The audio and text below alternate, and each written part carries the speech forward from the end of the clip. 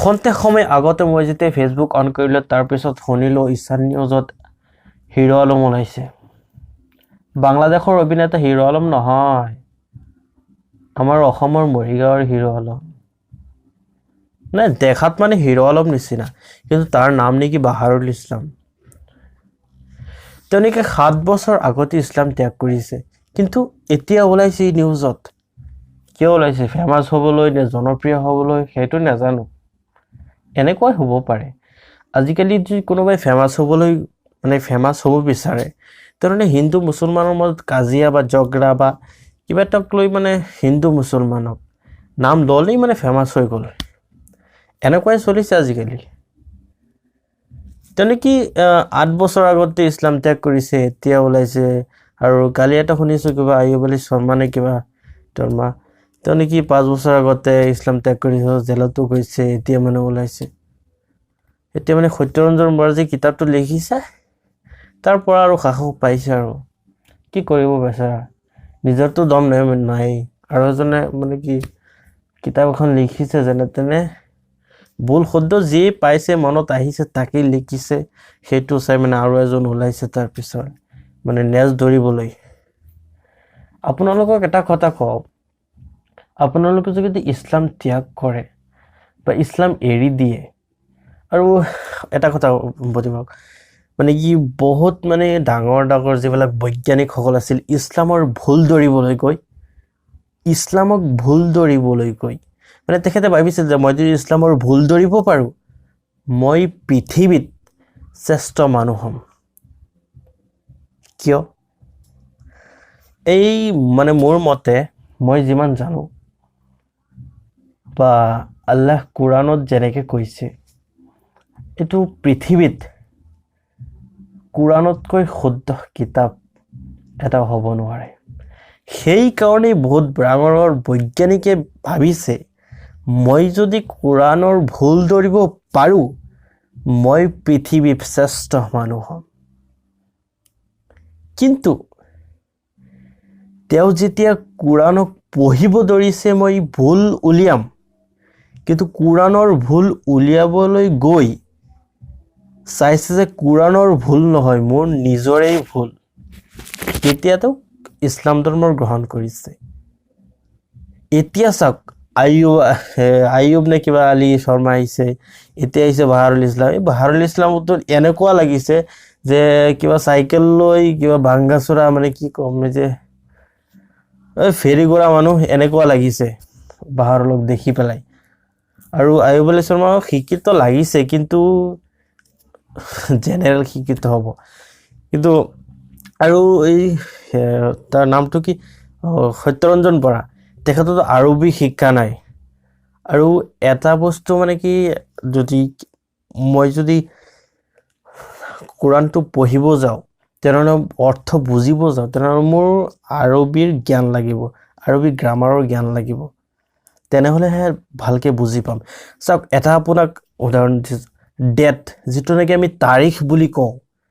তাৰিখ কি, date, DATE, তাৰ এটা অৰ্থ আছে আপোনাৰ তাৰিখ, আৰু এটা অৰ্থ আছে খেজুৰ। এতিয়া আপুনি কি ডেটৰ তাত খেজুৰ আদি পেলাই ইয়াত লগাই দিব নেকি? সেইটো কেতিয়াও নকৰে। কিন্তু য'ত যিটো অৰ্থ মিল খায়, তাত এইটো কি, তাত সেইটোৱে লগাব লাগিব। আৰু এটা ইম্পৰ্টেণ্ট কথা, কালি যে ঈশান নিউজত সেই সাংবাদিকজনৰ কি জেনেৰেশ্যনৰ নাম মনত নাই, কিবা ঋতুস্মিন শৰ্মা, তেখেতে इसको क्या बोलते हैं,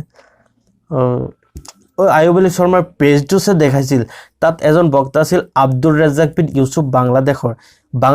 যিখিনি বক্তব্য দিছিল, সেই বক্তব্যৰ পৰা অলপ টুকুৰা কাটি আনি তাত ফেচবুকত আপলোড দিছে।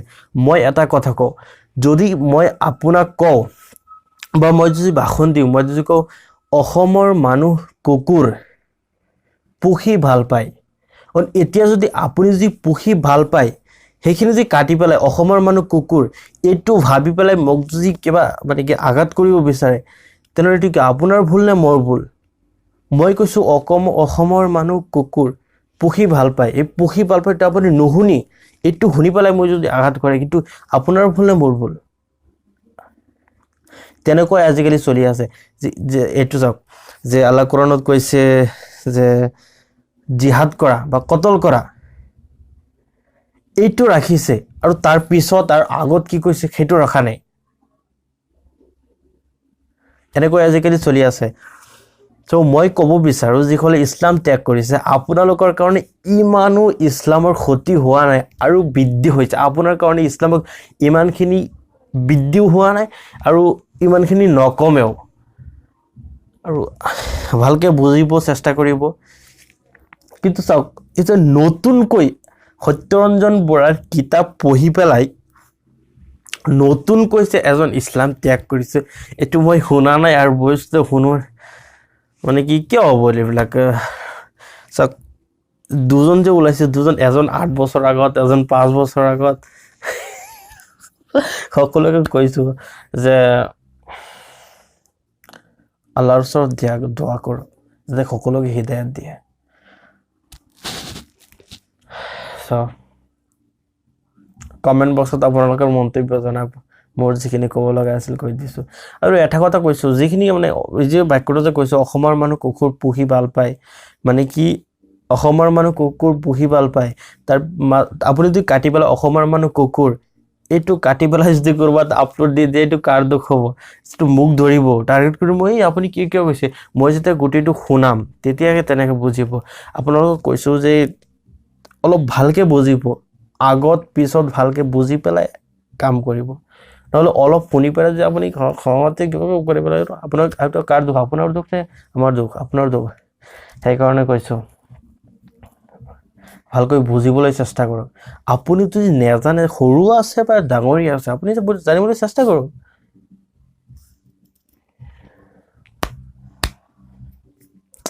ফেসবুকটো অন কৰিলে এনেকুৱা লাগে যে মানে আৰু এটা কি জানে যে মোক যদি কোনোবাই আঘাত কৰে ইমান কষ্ট নাপাম যিমান নেকি ইছলামক আৰু কোৰানলৈ কোনোবাই মানে উল্টা সিধা কথা কয় বহুত কষ্ট হয়